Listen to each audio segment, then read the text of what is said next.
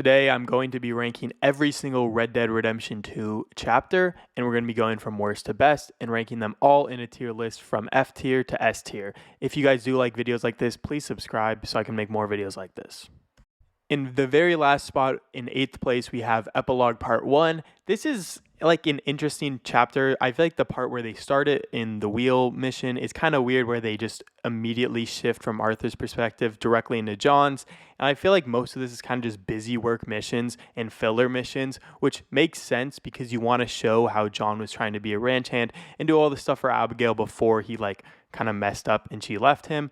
But I just don't really think there's much fun. There's not many fun things to do in this actual chapter. And I think the only really cool missions are like Jim Milton Rides Again. And there's like the one bounty hunting mission with Sadie. But I feel like overall this chapter is just really boring. And it like definitely develops a story, but it doesn't really do much to like excite me in the story. And I got kind of bored, especially after you finish Red Dead Redemption 2 on such a big high. And then you immediately go down to like kind of a low in my opinion, and I feel like it's kind of a weird shift in my opinion. So I just don't think it works that well, and I think this one's gonna have to go in D tier.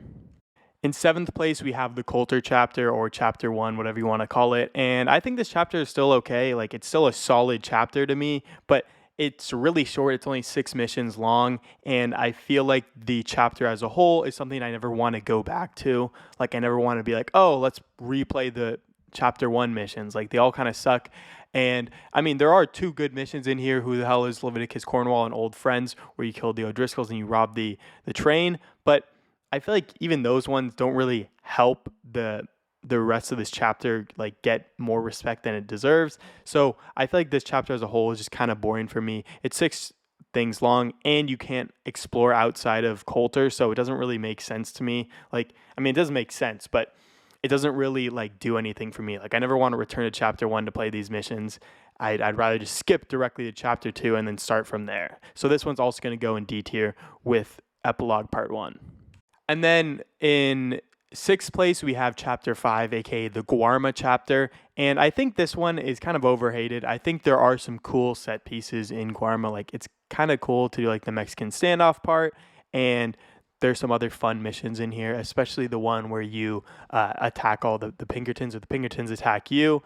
And then I think this chapter to me really just has to go a lot higher because of the last mission in here, A Fork in the Road. And it really builds on like when Arthur actually gets diagnosed with TB. He really changes from being kind of a regular outlaw to actually being someone who wants to help other people. And it really just is a change in his character here. I feel like that's why this one has to go a little bit higher than these other 2, which I feel like it's pretty similar in terms of the actual content of the chapters, but this one has a little bit more emotional impact. So this one's going to have to go in C tier. In 5th place, we have chapter 4, Shady Bell chapter. And I feel like this one is probably one that a lot of people will disagree with me on, because there are a lot of really good missions in here, like Banking the Old American Art, the Fine Night of Debauchery, and a lot of these other ones are pretty solid in here. But I feel like this one doesn't have the emotional impact. Like, Hosea's death definitely is pretty emotional, and Lenny's death in Banking the Old American Art. But I feel like the actual missions themselves, like killing Angelo Bronte, and I feel like kind of a lot of the rest of them, like Kieran's death, like, okay, there is a little bit of an emotional impact there, but this one was just, I don't know, it was a little weird to me. I do like Shady Bell as an actual like home or a campsite or whatever you want to call it, but I just think this one, I don't know, it really just didn't do it for me as well as all the other ones above this did. And I feel like it's definitely a good chapter, but it's not as good as some of these other ones are. And I feel like it just wasn't as like hard hitting as some of the other ones. And it kind of just built everything up for chapter 6 and I guess chapter 5 too. But it just kind of built everything up for those chapters, and it really just built everything up for the rest of the game. It didn't really hit as hard as like the last 2 chapters did, in my opinion. In 4th place, we have chapter 3, aka the Clemens Point chapter, and I feel like this one is probably one of my more favorite chapters, but there just is a lot of filler at the beginning, like when they have to do the distillation thing, when you have to do stuff for Beau Gray, and I feel like at the beginning there's not that much build up, but then once it builds up and you start working with the Grays and the Braithwaites, especially when you do the tobacco mission with Sean, and when Sean gets shot, and when you raid the Braithwaite Mansion. I feel like those ones are all very, like, some of the best missions in the entire game, and I feel like they're some of the most fun, and that's why this chapter is really good. But there is a lot of filler at the beginning, and I feel like it's kind of boring in those parts. So I wouldn't say it's the greatest overall chapter. I mean, I think also like the horse flesh for dinner where you steal the Braithwaite's horses. Like, I feel like that's a really just kind of stupid mission in my opinion, and it doesn't really have the same thing as the tobacco one did. And I just think overall there are some really, really great missions in this one, especially also like the Valentine bank robbery, but there's also a lot of other ones that are kind of lacking for me. So while this one is great, it's definitely above chapter 4, which was in B tier.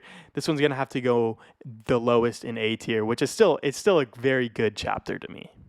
In third place, we have the Horseshoe Overlook chapter, or chapter 2, and I think this one is definitely very solid. I think there are a couple early missions, the Reverend Swanson one, the Hosea bear hunting one, and the one where you go into town with Uncle, Karen, Mary Beth, and Tilly. I feel like those ones all aren't that great, but like the Lenny mission, the Cornwall mission where he comes up to you in the town, the one where you raid the O'Driscoll's camp. There's a lot of very, very good missions in this one. And I think that's why this one has to be third place. I think, yeah, while it's in the beginning, I feel like the vibes are definitely super high in this one.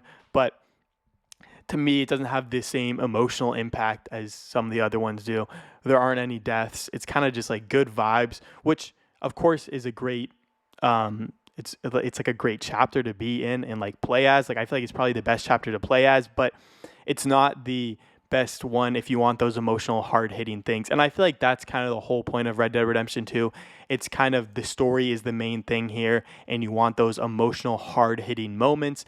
And that's why the top two are the top two, in my opinion, because they kind of end the story. So I think this one is still very solid, also in A tier with Chapter 3, but Chapter 2 to me, it doesn't really stand out like that, like the last two will.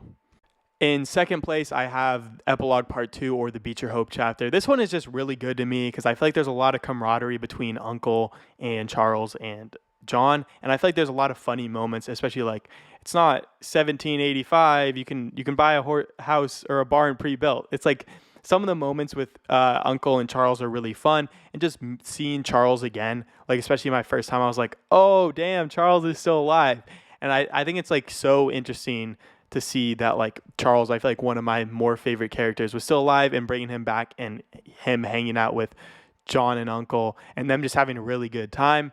And then like rescuing Uncle is a pretty fun mission. And then of course American Venom is like the kind of the perfect way to end this story. And then you see kind of how it leads into Red Dead Redemption 1, kind of everything that goes on there.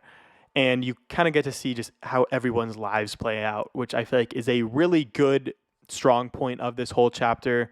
Like the credits scene, which is kind of weird, but the credit scene is a big strong point of this chapter in my opinion.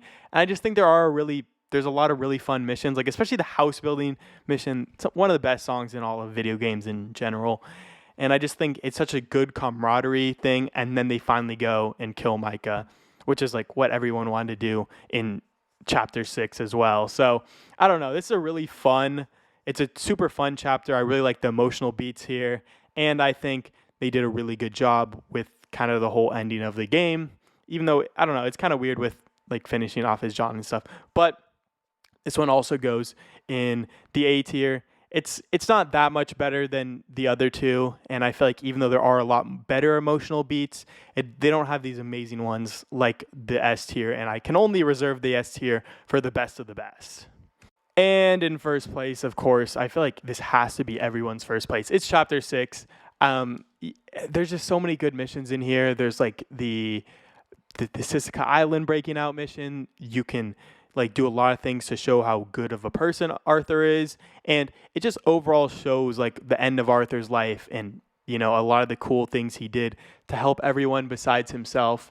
But there's also a ton of very good missions in this. There's the one with Cornwall, like there's the Eagle Flies mission where we launch a raid on Cornwall's kerosene factory. There's just so much interesting stuff. There are some like bad ones, like the one with Bill. I feel like isn't that great, but there's the one with John where you blow up the bridge, and I feel like there's so many hard-hitting missions that are just great in this entire chapter, and the emotional beats really work. Like, of course, the last two missions are amazing, and the ride back to Beaver Hollow is great.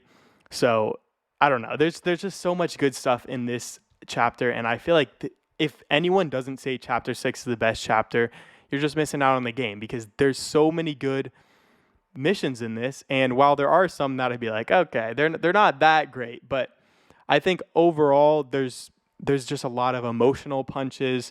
It really works to wrap up the story. You have Arthur kind of, trying to redeem himself, as in the last mission, Red Dead Redemption. He gets everyone out of there. You get to throw Strauss out. Fuck that guy. Fuck the moneylender. I mean, he's not that bad of a person, but like, come on, get his ass out of there. And I think just overall, it really shows a nice complete ending to Arthur's story, and it just works well to finish the game. And when you have an ending to one of the best games of all time, I feel like that has to be the best mission if you actually like the story. And if you like the story, the ending basically has to be the best, in my opinion. So I don't know. I really like this one, and I feel like there's a lot of just hard-hitting missions that you can do. And there's like a lot of gunslinging if you want to do that. So you can really play the emotional Arthur, or you can play the trying to be nice Arthur. I don't know. It's so interesting. There's a lot of different choices you can make, and I feel like it perfectly completes Arthur's story. And while there is kind of a jarring end when you directly go into John, I feel like it really works and it completes Arthur's story. And especially if you have the good ending, it works even better. So that's it for my Red Dead Redemption chapters tier list. If you guys did like this video, please subscribe or like this video. I'm going to have a bunch more tier lists like this one. And just comment your list in the comments. So let's see if we have the same list or not.